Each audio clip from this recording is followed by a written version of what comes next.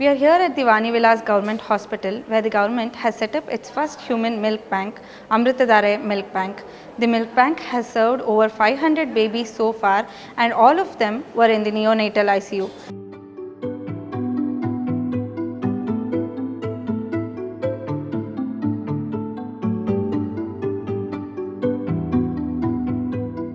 Amruthadhare started its operation in March 2022.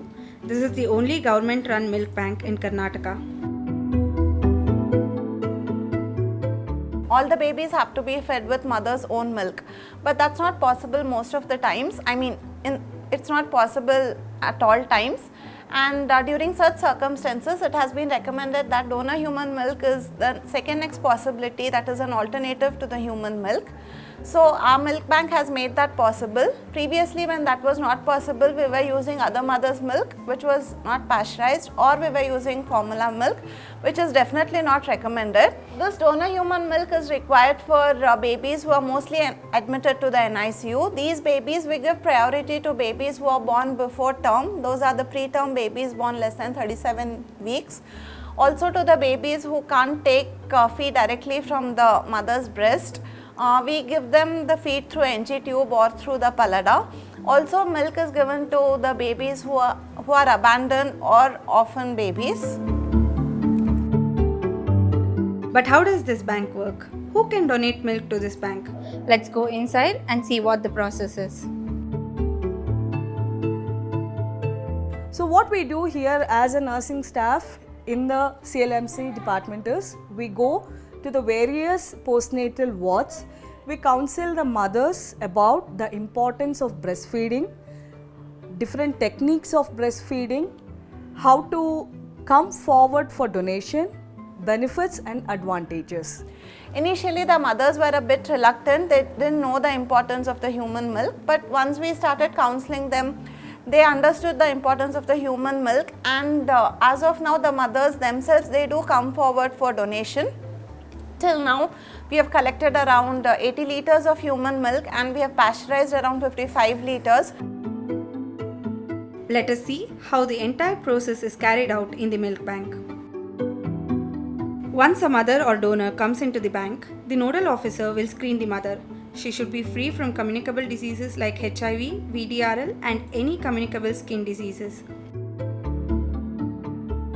The mother is then taken to the milk expression area. The breast milk is extracted with the help of medical grade electrical pumps. Once the milk is expressed, it is then brought to the storage unit where it is stored either in plastic bottles or packets.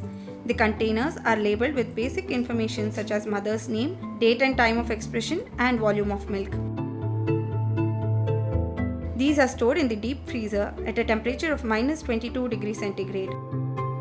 We are going to keep it for a week or 2 to 3 days once our pasteurization is scheduled. We usually plan a pasteurization in the weekend, Fridays or Saturdays. So a day before pasteurization, we bring all this stored breast milk from deep freezer container to the refrigerator, where the storing capacity or the temperature is between 2 to 4 degrees. Here when we keep in the refrigerator, the milk gets thaws. Process of thawing will be done for 24 hours. Once thawed, 2 or 3 bottles of breast milk are mixed in a device called a laminar airflow cabinet. The device is properly sterilized for 30 minutes using UV rays before various samples are mixed together. The pooled milk is filled in 150 ml bottles. The bottles are sealed using aluminium foil. It is labeled with the date of pasteurization and expiry date and sent immediately to be pasteurized. The last process is pasteurization of milk. The milk is pasteurized for 30 minutes at 62.5 degrees centigrade. The pasteurized sample is tested one last time for bacterial growth. Once pasteurized, the milk can be stored for 6 months. It's a very proud feeling to say that this is the only government-run milk bank in Karnataka as of now. And our milk bank is on a goodwill basis and everything is free of cost. We don't give any incentives to the mother who donate milk. Neither do we collect money from the babies who receive milk. Each bottle outside costs around 4 to 5,000 rupees, and most of the parents cannot afford that. Though the facility is seeing an upsurge in the number of donors, right now they are only able to meet the demands of the in-house patients at Vani Vilas Hospital. Many more such facilities across the government hospitals in Karnataka will definitely help the state bring down the neonatal mortality rate and also boost immunity amongst the newborns.